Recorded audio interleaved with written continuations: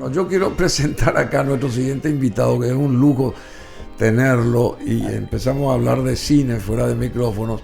Y bueno, él habla de todo porque es demasiado culto. El arquitecto Jorge Rubiani con nosotros. Clap, clap, clap. Destacadísimo. ¿Sérpico? Sérpico. Claro, Sérpico. Ser o no ser pico. Jorge Rubiani, destacado arquitecto, escritor, historiador, Sérpico. Comunicador, Sérpico, famoso Sérpico. Al Pacino se quedó con ese papel. Y ahora cumple 85 años. Buenísimo. Tiene 5 años más que vos. Sí, ¿Eh? sí. ¿Y por qué decís que se quedó con ese papel Y Al porque Pacino? a muchos actores les marca ciertos papeles, porque se sintieron cómodos, porque... Y Al Pacino, hasta en esta película, El perfume de mujer, Sí. hace de Sérpico todavía. Hay claro. cierta... Y además la ficción hollywoodesca nos mete en la cabeza que un ciego puede bailar un tango de esa manera. Probablemente sí lo haga, pero es un poco la fantasía hollywoodense que marca nuestras vidas casi siempre. Bueno, pero el productor fue Dino De Laurentiis, de Sérpico, por ejemplo. Y pudo haber sido Cachito Pérez también, pero Pero Dino De Laurentiis. sí, ya sé. Qué ya sé. bárbaro. Sérpico, una película biográfica de Estados Unidos o estadounidense de 1973, de género dramático policial, dirigida por Sidney Lumet y protagonizada por Al Pacino, quien hoy está cumpliendo 85 años, nacía en 1940, en el mismo año que John Lennon también, Bueno, Al Pacino. Bueno, vos sabés que nosotros somos de esa generación, ya que hablas de John Lennon. sí. Yo siempre le digo a la gente, yo miro atrás por sobre los hombros y veo a mucha gente exitosa porque fuimos de la generación de los Beatles. Fuimos de una generación que rompió con un montón de, no solamente de tabúes, sino que de hábitos, de percepciones de la belleza, percepciones de muchas... Hemos asistido, a pesar de que no soy partidario de la nostalgia, como muchos te envían, nosotros fuimos, no, sí, está bien, fuimos, pero... ¿Por qué perduran los Beatles? Y porque hay muchas razones, probablemente una O persona... sea, perduran, digo, en el sentimiento de la gente no y de solo- las y cuando- generaciones nuevas. Exactamente, cuando uno ve que las generaciones nuevas aceptan un hecho, un protagonista del pasado, casi con deleite, no solo con facilidad, sino con deleite, es porque algo hicieron, algo aportaron. Nosotros, fíjate, nosotros nos fuimos a Europa con 3 compañeros, entre 3 compañeros, cuando hubo una huelga general y sacamos dinero de donde había, juntamos y nos fuimos. Sí. En ese momento era casi como una temeridad hacerlo. Pero en ese momento podíamos disfrutar de una Europa completamente distinta a la que pueden ver hoy los que van. Por ejemplo, nos íbamos a los museos y no estaban protegidas las obras con un cristal antibalas. Como ahí en el Vaticano, por ejemplo.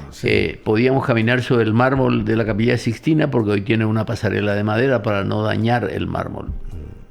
Entonces, fuimos una generación apetente de belleza, para comenzar. Apetente, qué Sí. lindo término, hace rato no lo escuchaba. Apetente de belleza. De belleza y de calidad y de cosas de Decime, valor. ya que tocaste y me diste pie para el monotema, lo del Papa Francisco, y hoy se cierra su ataúd esta noche y mañana son los funerales del gran primer pontífice latinoamericano que quiso a Paraguay de una manera extraordinaria, y lamentablemente van representantes de todo el mundo a rendirle honores y Paraguay justamente Paraguay está no se va. ausente. Va a estar inclusive Donald Trump ahí mañana, Melania Trump, la esposa del presidente de Estados Unidos, Javier Milei, presidente de Argentina, Karina Milei, hermana de Javier Milei, algunos nombres así rápidamente. Va a estar el canciller de Argentina también, de un apellido alemán, Wertheim, que fue embajador en Washington mucho tiempo y después fue asignado como canciller. Luis Inácio Lula da Silva también va a estar ahí presente mañana, presidente de Brasil, su esposa, la primera dama. Daniel Noboa, presidente de Ecuador. El canciller de Venezuela, Iván Gil. Raúl Latorre, presidente de la Cámara de Diputados de Paraguay. Qué flaca es nuestra representación. Líderes de Europa, a ver, Sergio Malatera, presidente de Italia, por supuesto. Giorgia Meloni, primera ministra italiana, va a estar ahí. El rey Felipe VI de España, Leticia, su esposa, la reina, también. Marcelo Rebelo de Sousa, presidente de Portugal. También el primer ministro de Portugal. También el presidente de la Asamblea Nacional de Portugal, en fin, toda una delegación muy grande. Emmanuel Macron, presidente de Francia, va a estar ahí presente. Su ministro de Relaciones Exteriores. El presidente de Alemania, Walter Steinmeier, que estuvo acá, Frank-Walter Steinmeier. Va a estar Olaf Scholz, jefe del gobierno de Alemania. Alberto II de Mónaco también. Charlene, su esposa, en fin, toda esta gente pero Bruno, ilustradísima va a estar ahí, y nosotros, Paraguay, no va a estar siendo representado. Pero independientemente de la ausencia, el motivo de la ausencia es lo que indigna, además. A ver, sí, claro. Porque supuesto, optó por ir a recibir un premio de AIPO, una organización judía, lo que sea. Algo personal. Algo personal y algo que le deviene no por sus méritos, sino por su calidad de presidente de una república sudamericana. No hay justificación alguna. Y además, es su viaje número 42 o 43, y los anteriores motivos fueron absolutamente risibles en algunos casos, sí, por supuesto, para que en esta ocasión deje de asistir al funeral del Papa sudamericano que tanto admiró al Paraguay. Y vino acá, estuvo acá. Y vino acá. Nombró al primer cardenal paraguayo también, además. No, hay una serie de... Y bueno, y ensalzó a la mujer paraguaya como la más... Porque sabía, la más gloriosa de América. Nosotros hicimos... Le gusta la chipa, le gustaba la chipa. Sí, le gustaba todo ese tipo del mate, todo ese tipo de cosas. Disfrutó de su estancia acá. Siempre se acordó de Paraguay. Y ahora... en su despedida física... El presidente de la República le da la espalda. Qué increíble. Como en varias otras ocasiones, ¿verdad? Porque ningunea. Pero aparte, en el caso de Panamá, por ejemplo, Panamá fue el único país que le dio el voto a Paraguay, sí, para que este canciller divino, sí, sea posible secretario general de la OEA. Y llegado el momento, le ningunea a Panamá, por ejemplo. Yo no sé, y tenemos que todavía... Pero ¿sabes qué pasa? Estamos con 3 años más todavía de este señor, 3 años y meses. El problema es que un presidente nunca asume actitudes individuales. Tiene una colección de asesores, advisors, todo tipo de gente que le puede advertir. Un asesor, yo escribí eso, ¿para qué sirven los asesores? ¿Qué es un asesor? A ver. El asesor es una persona con conocimientos superiores a la persona asesorada, que le indica decisiones más correctas, motivos más convincentes para sus decisiones, pero fundamentalmente es el que le advierte lo que está mal. El asesor es fundamentalmente una persona que le permite a la persona que es asesorada a no meter la pata. Claro, ese tiene es el asesor. Es como la campana que suena antes de que el incendio ocurra. Pero los asesores son generalmente personas, cuates del mandatario, amigos, que no son capaces de asumir el rol que les corresponde y advertirle, no solamente de los peligros de la gestión, porque ¿cuál es el mandatario, fuera presidente de la República, presidente del Congreso o intendente de la ciudad de Asunción, que haya salido prestigiado con el cargo? Todos sumaron una colección de metidas de pata que los obligaron a esconderse después de su mandato. Entonces, ante esa situación, se puede advertir el peligro de la exposición pública allá arriba, porque yo fui asesor de Riera, renuncié a Pero en este caso yo le defiendo a Pereira Ruiz Díaz. Sí, Creo pero que fue un muy buen intendente. No, lo mejor que yo puedo decir a Pereira Ruiz Díaz, y lo puedo decir públicamente porque se lo he dicho a su hijo, me dijo que él me quería como a un hijo, Pereira Ruiz Díaz. ¿Por qué le dijiste? No, le agradecí, por supuesto, pero él me llegó a decir, yo a usted lo quiero como a un hijo. Sí, claro. Una persona increíble, ¿no? Entrañablemente querible, este señor. Y además trabajó, ayudó y fue honesto en toda su carrera, en todo su accionar, fue honesto. Eso especialmente porque vivió tiempos difíciles Pereira Ruiz Díaz. Claro, por supuesto. Donde los derroteros estaban rígidamente marcados para quienes tenían una responsabilidad. Pero él supo salirse en alguna medida en forma elegante de las imposiciones del medio y pudo ser, digamos, él mismo. Por eso proyectó una figura. Pereira Ruiz Díaz, yo me iba por alguna entrevista, alguna cosa que tenía, y de repente me hacían pasar en una salita. Yo conocía la municipalidad y estaba ahí en Eduardo Víctor Aedo, casi Chile, y me hacía pasar en una salita y venía de repente por un pasillo, aparecía alguien y me dice, sé que estaba usted y no quería hacerle esperar mucho, por eso vengo a escondidas porque hay mucha gente en la sala de espera. Claro.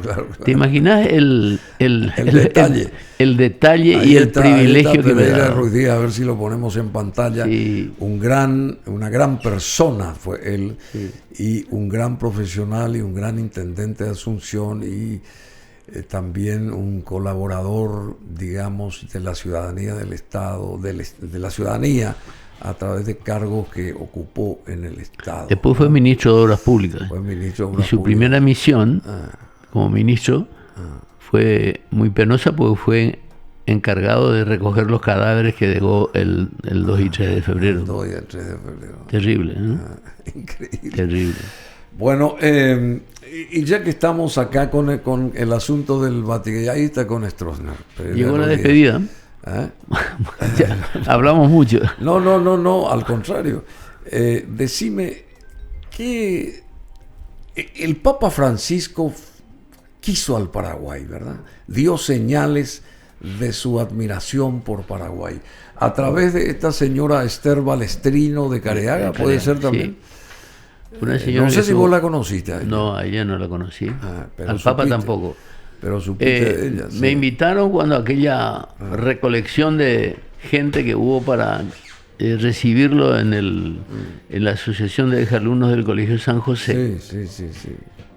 Y por dos motivos me retiré antes de que llegara el Papa. Primero por el gentío, segundo porque íbamos a estar sometidos a un protocolo que no tenía nada que ver con... Yo creo que fue un error de la organización. El Papa quería un contacto con el pueblo paraguayo. Y ahí estaban una cantidad de impresentables que ni siquiera, no solamente que no tenían idea del cometido del Papa, de su interés por el Paraguay, de su sensibilidad, de su proyecto de papado, sino que además estaban ahí para la figuración probablemente. La famosa foto. La famosa foto. Así que en un momento dado, cuando la espera se demoraba y nos anunciaban que estaba retenido no sé en qué parte, entonces yo opté por retirarme por el camino desierto que nos posibilitó la policía en ese momento, porque nadie podía acercarse. Así que no lo vi personalmente. Ya vi cuando pasaba el auto al llegar, pero no quise estar ahí. No quise estar. Esa es la verdad. Decime, ¿y por qué él no fue a su país en 12 años de pontificado? ¿Por qué él nunca? ¿Por la cuestión política? Porque no, indudablemente que él vio un fenómeno que sucede siempre en las laderas del poder, no en la cumbre, sino que en las laderas. Sí, en los costados. En las laderas del poder, que lindas expresiones. Vio que en ese momento muchas entidades, muchas personas que habían estado enfrentados a él iban a arrodillarse y besar su mano y cosas por el estilo, y se iba a malinterpretar el afecto natural que tiene todo ser humano hacia el lugar de origen. Pienso que habrá sido así, ¿no? No quiso mezclar sentimientos y no quiso denotar seguramente en algún descuido. Ahora venís junto a mí, hijo de la Virgen María. No. Entonces pienso que habrá sido eso. Pienso que habría hecho yo, por ejemplo, que siempre, como ejercicio siempre me hago esa composición. A ver. ¿Qué habría hecho yo en semejante situación? Y yo... sí, me diste pie a consultarte lo siguiente. Ser papa conlleva una responsabilidad terrible, impresionante, ¿verdad? ¿Qué significa ser papa? Sí, ya ser representante de Dios, todas esas cosas, pero el hecho trasladado eso a los hombros, al cuerpo, a la humanidad de una persona, ¿qué significa eso todos los días? Atender las cuestiones globales, porque también representa o es la cabeza de un Estado, ¿verdad? Como el Vaticano, que tiene que tener sus roles ahí diplomáticos, sus roles diplomáticos con los demás estados del mundo, ¿verdad? Y todo lo que eso conlleva eso afecta a la salud también de aquella persona que tiene que lidiar con esto, ¿verdad? Ahora se dice con toda claridad de que las cosas que nos presionan nos afectan, como las cosas que nos alegran nos afectan también. Y en esas actitudes del organismo o en esas expresiones del organismo no está presente la razón, suceden, independientemente de que las queramos o no. Lo que nos alegra nos afecta positivamente, las emociones positivas nos afectan, y lo malo también nos afecta, lo queramos o no. Entonces, ahí en tu pregunta hay dos consideraciones que hacer. Obviamente, hay toda una situación que se genera con tu calidad de pontífice de la Iglesia Católica, pero yo creo que hay dos cosas fundamentales. En primer lugar, hacerse cargo de una larga historia de la Iglesia en la humanidad, con todo lo malo y lo bueno que ha tenido.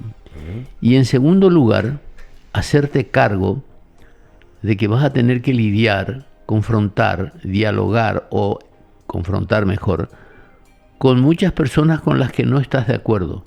Y vas a confrontar con muchas cosas que hizo la Iglesia Católica con la que no estás de acuerdo.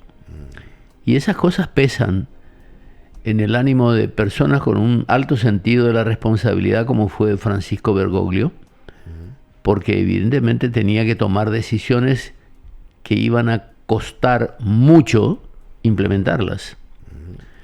Y todo eso trabaja, aparte de eso de la edad, un sacerdote no es una persona que pueda ir en determinado momento, a determinada edad, pueda ir al gimnasio, por ejemplo, como lo estoy haciendo yo ahora.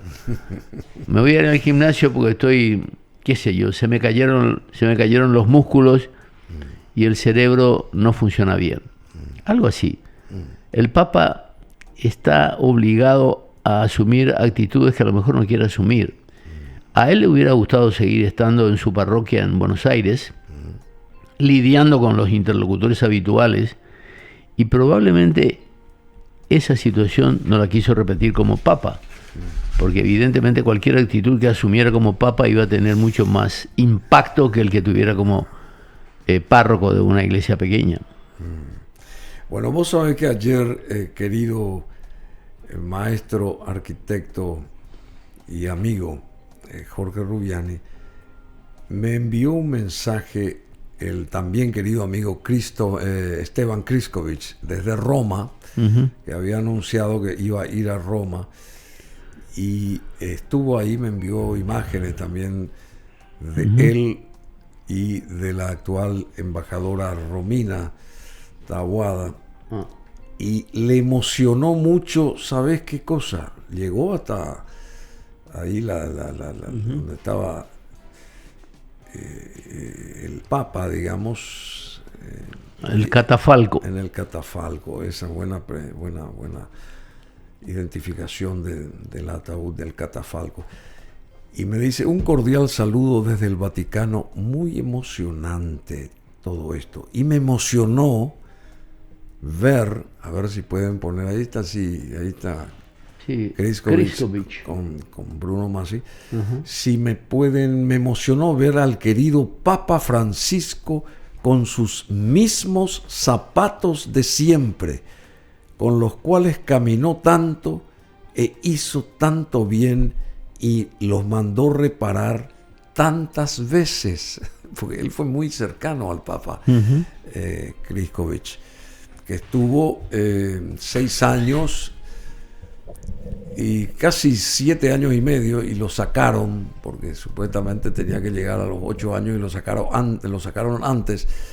Y a nivel personal le digo qué mala jugada te hicieron, le dijo el propio Papa a Kristovic, pero fuera de protocolo y qué sé yo, como a nivel personal, qué mala jugada te hicieron. Y él me contó después acá, fuera de micrófonos.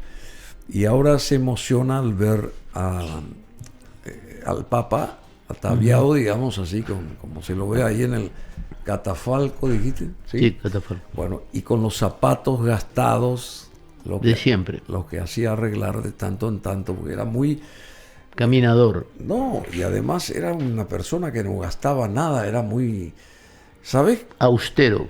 ¿Cuánto dinero tenía consigo cuando falleció el lunes a la madrugada? 100 euros. Uh-huh. 100 euros, sí. Sin ninguna posesión de nada, absolutamente nada. 100 euros era el capital de él. Y ahí te das cuenta, él se entregó. Él era franciscano, ¿eh? Claro, ojo que. Claro. Ahí está el zapato de siempre, sí. Que se hizo arreglar muchas veces. Y se emocionó el embajador Kristovic al mirarlos nuevamente, porque los veía siempre en los pies ahí del Papa. La escisión de la Iglesia que supuso la labor de San Francisco de Asís, y eso hay una película que se llama, es una famosa película de este director italiano. Sí. Y que Hermano Sol, Hermana Luna. Hermano Sol, Hermana Luna, donde Sefirelli. Franco Sefirelli. Y ahí se manifestaban las razones, sobre todo cuando él llega a Roma y ve la magnificencia de Roma comparada con la pobreza de su Grey católica. Y ahí él propugna una iglesia diferente, que es un poco la corriente franciscana en la iglesia. Y resulta que lamentablemente nosotros estudiamos los movimientos estéticos, los movimientos culturales del mundo a partir de sus resultados, y hay que estudiarlos a partir de sus motivaciones. Por ejemplo, la diferencia entre el clasicismo. El clasicismo es lo clásico, lo que se puede mostrar de lo clásico, lo bello. El pintor clásico, por ejemplo, te muestra la belleza, aunque esté retratando una realidad penosa como una guerra, por ejemplo. Hay pinturas de pintores clásicos de una guerra donde no hay sangre, donde no hay heridas, donde no hay sufrimiento, donde hay de repente rostros desmesurados de niños y mujeres en medio de los hombres armados, pero nadie está herido. Porque la pintura clásica no admitía la parte fea de la vida, o no preponderaba lo feo. Y en la pintura, en el realismo o en otras corrientes, sí se mostraba la realidad tal cual era.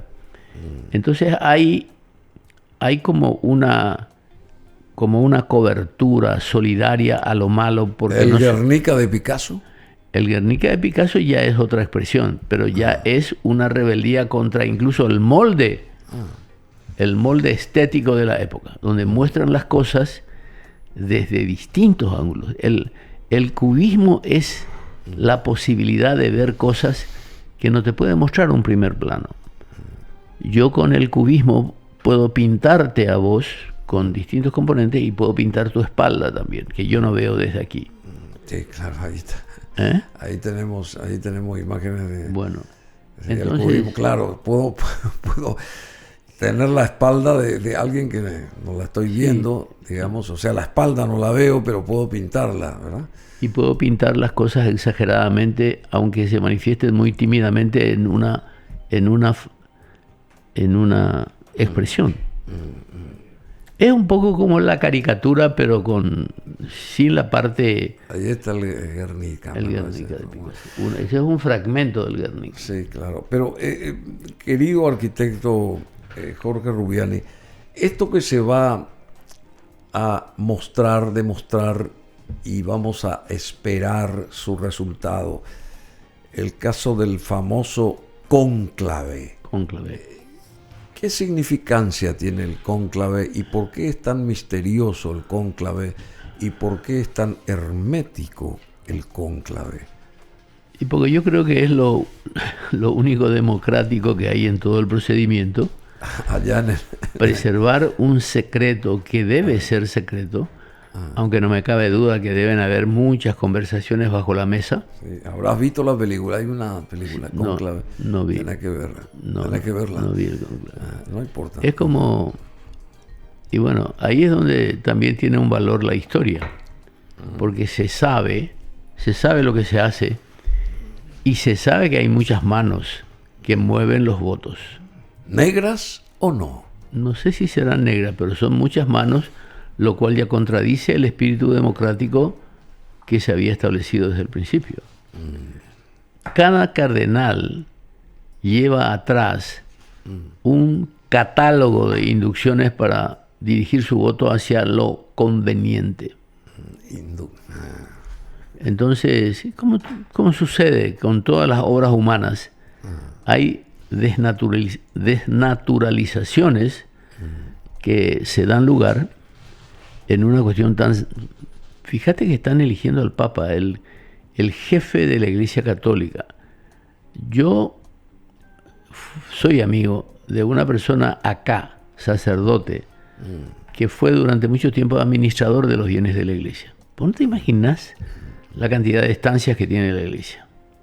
La Iglesia. La Iglesia Católica Paraguaya. La cantidad de estancias. La estancia, las propiedades, los bienes, ¿sí? La cantidad de gente. Hay un fenómeno que se da en la historia de la Iglesia que se llama venta de las indulgencias. Sí, venta de las indulgencias, sí.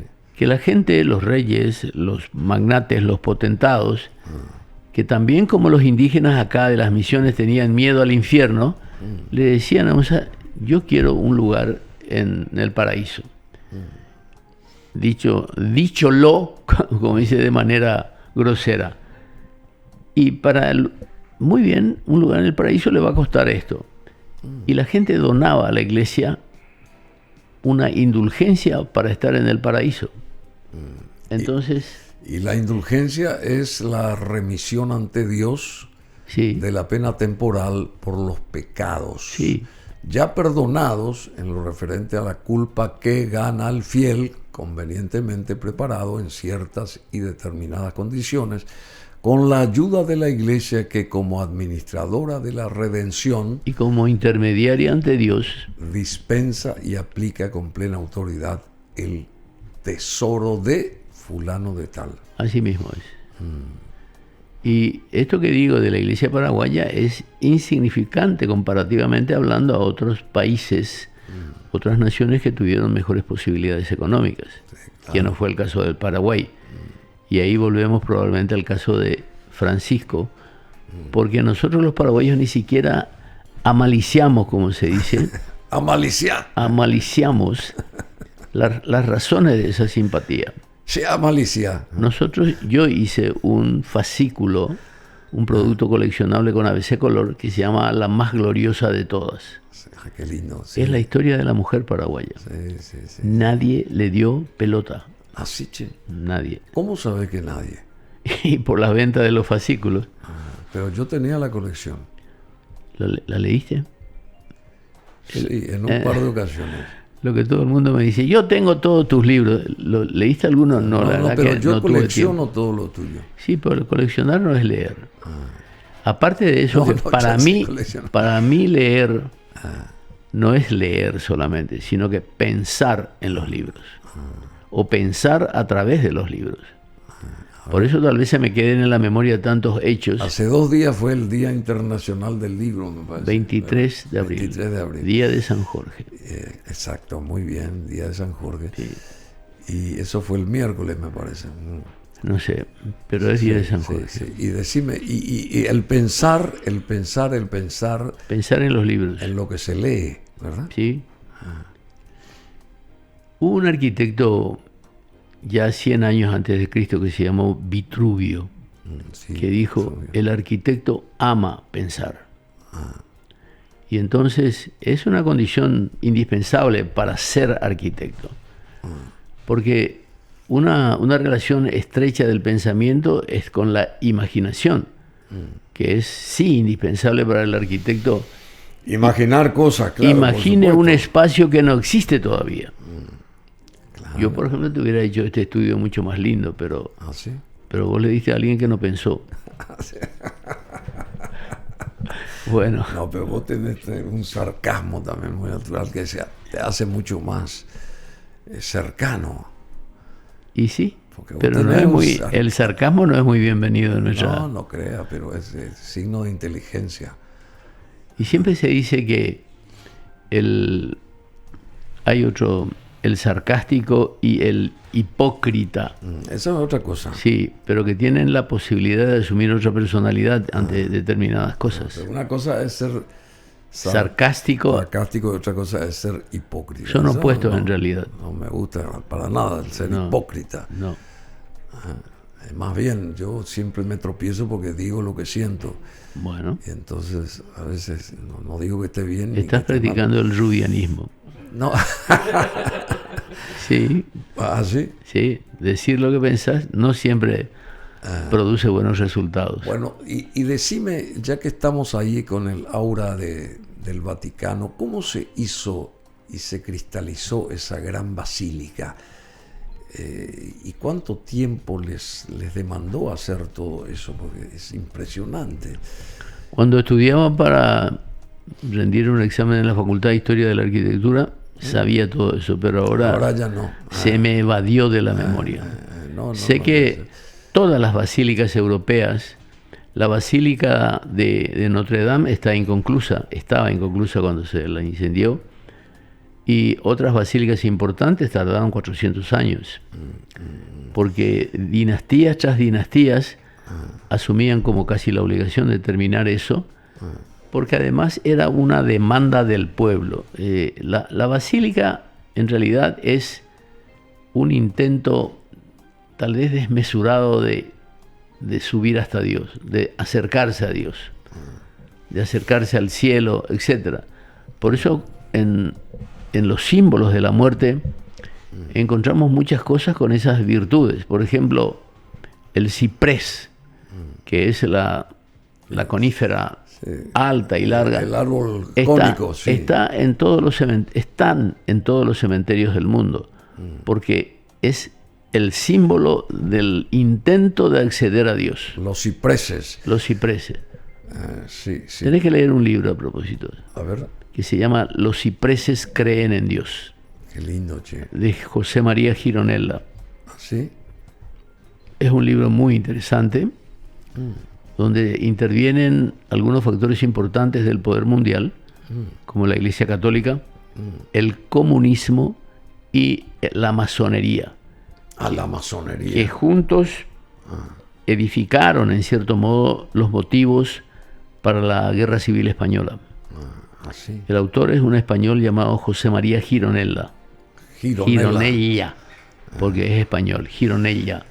Bueno, eso es lo que habría que mostrar, a ver si corres la película y comenzás de vuelta, porque esa es la parte más sensacional, esa primera toma, la primera toma es la mejor de todas.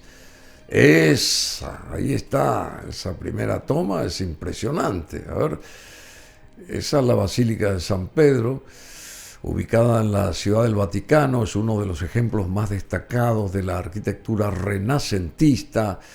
Diseño y estructura de esta basílica, los responsables fueron los arquitectos principales Donato Bramante, famoso, Michelangelo Buonarroti, Carlo Maderno y Gian Lorenzo Bernini, Bernini. el que hizo las famosas ¿cómo esculturas. se llama? Sí, también hizo los brazos que arropan ahí a las columnatas de Bernini. El estilo es renacentista, con influencias del barroco en la fachada y en el interior, y las dimensiones ahí de la Basílica de San Pedro tienen una longitud aproximada. Esa columnata es la columnata de Bernini, sí, la que rodea. Sí. La que rodea la Piazza de San Pedro. Ahí está, sí, 230 metros de longitud y el ancho es de 150 metros en la nave central, donde ahora reposan hasta que se selle el catafalco los restos de Francisco I. La altura de la cúpula es de 136 metros. La cúpula es la más grande del mundo. Fue diseñada por Miguel Ángel y es uno de los elementos más icónicos de la basílica. Su diseño se inspira en la cúpula del Panteón de Roma, que también es fabuloso ese edificio, ahí en el centro romano. Hay otra cúpula muy importante y un radio muy importante en materia de construcción clásica en Roma, está muy cerca del Vaticano, que es el Mercado de Adriano. Sí. El mausoleo de Adriano. El mausoleo, sí. Que tiene una cosa interesantísima. Uno va caminando por el mausoleo y encuentra algunos orificios en el piso. Y cuando pregunta para qué son, y para que el agua se escurra. ¿Y por qué el agua? Por lo de arriba. Y mirás arriba, claro, y está abierto. Era un círculo abierto. Es un círculo abierto. Entonces el agua cae. El aro sostiene la presión lateral de los costados. Muy bien. Y entonces cae el agua. El templo de Adriano, el mausoleo de Adriano es una de las cosas más bellas que yo he visto. Es una belleza, ¿verdad? Una belleza. Es una belleza. Y ahí enfrente del mausoleo hay una pensión, que era una pensión donde estuvo Cervantes y compañía. Sí. Donde una cosa interesantísima enfrente, donde se reúne toda la gente, hay una serie de pub, pizzería, etcétera. Y uno se sienta ahí y lógicamente se siente cielo. Se siente el momento de todo lo que pasó por ahí. Bueno, ahí está la famosa Pietà, que tiene un paño bastante grueso de un vitral que protege a esta estatua que alguna vez fue vilipendiada, o sea, fue violentada, sí. Alguien vino con un martillo y rompió parte de esa escultura de Miguel Ángel y bueno, se la unió, no sé cómo hicieron, pero de mármol de Carrara es eso, pero es uno de los lugares más visitados por aquella gente que ingresa a la estupenda, impresionante Basílica de San Pedro. Fíjate que yo siempre digo que hay que pensar los libros. Siempre, hace un momento lo dije. Y también tenemos que pensar la historia, porque vos te imaginás que nosotros hoy no tenemos monumentos. Justamente, no hay monumentos. No hay monumentos. No hay monumentos a lo que consideramos importante, como serían estas expresiones del arte o de la iglesia o de nuestras creencias. No hay monumentos a nuestros héroes nacionales. También. No hay monumentos a nuestros componentes fundamentales de la cultura local. Vos te vas a Montevideo, en la avenida 18 de Julio, está el monumento a la carreta, a los indígenas, a los gauchos. Bueno, acá no tenemos nada. Y ahí en Resistencia la cantidad de... Claro, en todos lados. Pero cuando un colectivo no puede pensar y no tienen elementos que lo ayuden a pensar, a considerar parte de su pasado, evidentemente estamos enfrente de un colectivo irresponsable, un colectivo que no tiene los fundamentos de la responsabilidad social y colectiva, y entonces carecemos de lo que es esencial para convivir. Porque allá en el fondo, lo que debería propugnar todo gobierno, todo Estado, todo liderazgo social y político, es que podamos convivir a pesar de nuestras diferencias, porque hay una cuestión fundamental, imposible de soslayar, que es que nacemos diferentes, por cuna, por dinero, por cultura, por educación, por color deportivo, por lo que sea, nacemos diferentes. Por lo tanto, toda la vida se trata de conciliar esas diferencias dentro de un mecanismo posible, respetuoso. Puede ser, a veces uno defiende con pasión sus ideas. A través de una bisagra imaginaria. Pero nosotros tenemos que tener... Que nos tiene que abrir las puertas, los brazos, las ventanas a todos. Absolutamente. Y hay un denominador común y tenemos que llegar a él. Acá vino Chalo Garay también y dijo que la sociedad nuestra es la que no actúa, no está muerta. Nuestra sociedad es así, más o menos así dijo, ¿verdad? Que no tiene el... Porque yo le pregunté cómo se reorquesta, cuáles son los pasos positivos a los cambios que tenemos que dar. Porque ya que hablaste de los monumentos, acá no tenemos plazas, por ejemplo, menos cuidadas las plazas. No tenemos plazas porque además no nos interesa reunirnos. También no nos interesa. Para eso tenemos el living room de la casa. O el celular ahora. O el celular. No, pero te digo, los chats. Yo creo que también uno de los problemas que tenemos es que tenemos una clase intelectual que no ha podido identificar las razones de nuestra incompatibilidad social.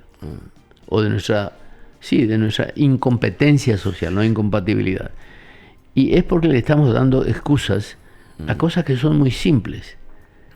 Nosotros, pero ¿quiénes somos nosotros? Nosotros nos formamos a partir de un código que nos muestra un camino para actuar colectivamente. Y ese código culmina en un sistema supuestamente democrático que nos permite elegir autoridades, lo cual no es cierto, obviamente. Pero a través de eso se orquesta un código de convivencia. Entonces, no es que podamos ser nosotros antes de que exista otra cosa. Nosotros somos nosotros a partir de que nos eduquen para ser nosotros. Que nos eduquen con una orientación fundamental, que es la identidad de origen. Somos paraguayos porque hemos nacido aquí. A partir de lo cual se fortalece ese sentimiento con un sistema educativo que no es como dice el ministro de Educación, que es para conseguir trabajo. Nos educan para ser buenos ciudadanos en primer lugar. A partir de eso podríamos pensar en otras cosas, como ser buen cerrista, buen olimpista, buen colorado, buen liberal, pero fundamentalmente ser buen ciudadano. Y ninguna de las diferencias pueden llevarnos hacia la hostilidad. Nosotros no podemos seguir matándonos en las calles por la posesión de una bandera de Cerro o una bandera de Olimpia. Eso nos remonta a nuestra condición primaria de que somos absolutamente incompetentes para dirimir las diferencias. Y, estoy de acuerdo contigo. Pero entonces, que no me digan más, eso es porque no. La gente dice nos falta educación. Vamos a suponer que nosotros 4, con el señor que está escondido y que nos habla de vez en cuando, decidamos hacer un plan educativo. Si no existe ninguna sentata, una manifestación, lo que sea, si nuestro plan educativo funciona bien, dentro de 25 años vamos a tener los primeros resultados. 20 tal vez con suerte. Pero mientras tanto, ¿qué? Y mientras tanto podríamos hacer como algunos paraguayos de antes, que ante la falta de educación optaron por las personas que se educaron por su cuenta de la manera correcta. Y tuvimos presidentes como un Eligio Ayala, un Eusebio Ayala, un Manuel Franco, un Natalicio González, por ejemplo. Y mientras ellos gobiernan y nos marcan el camino de la virtud, de la concordia, de la solidaridad o lo que sea, mientras tanto nos educamos el resto. Así tiene que ser. Pero no es así.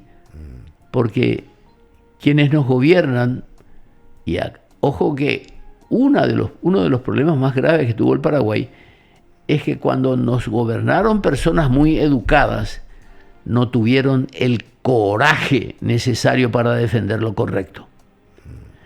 Así lo tenemos a este Santiago Peña, por ejemplo, que pudo haberse formado, educado, hablado un perfecto inglés, pero es un tipo pusilánime que se ha rendido ante el poder fáctico de su partido.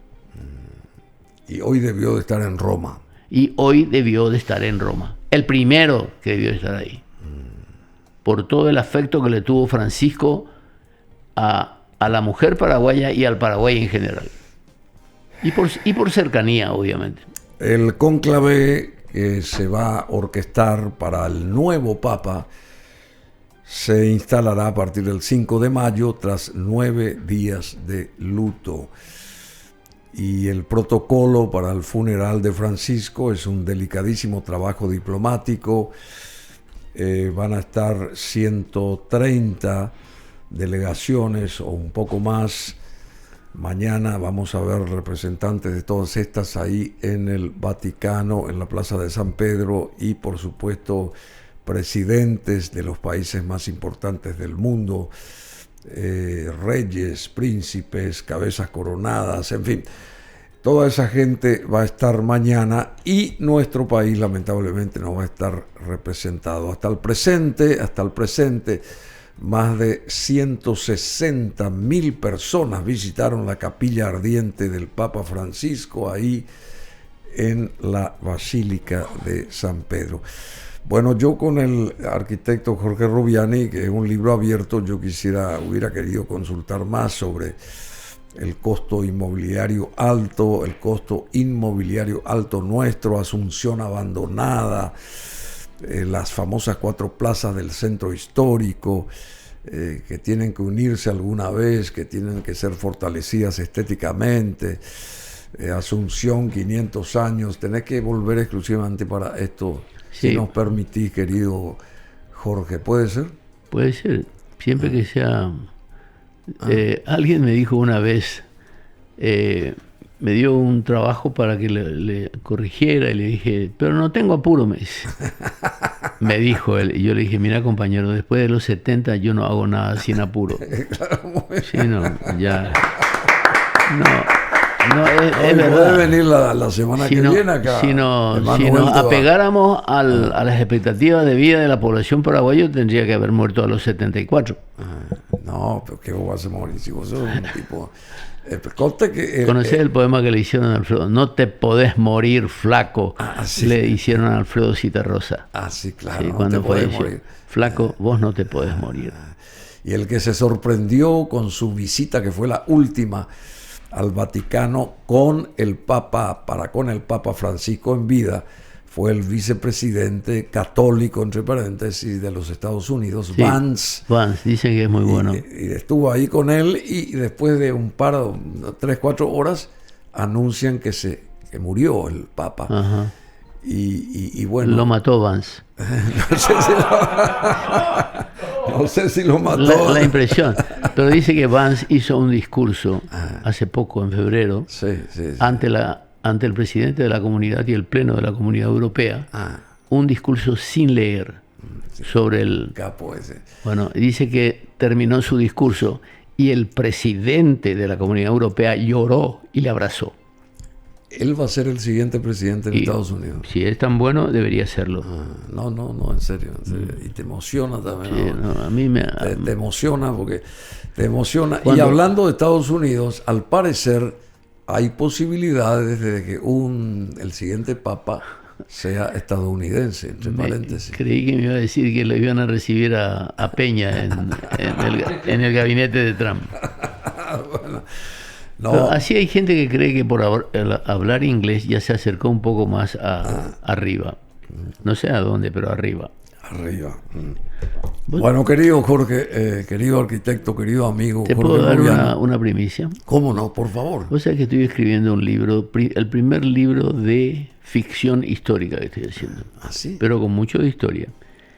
Y me obligó como ningún otro libro a realmente a pensar las cosas. Porque ahí no podés relatar cosas que desde luego están verificadas. Ahí tenés que relatar cosas que la gente no conoce.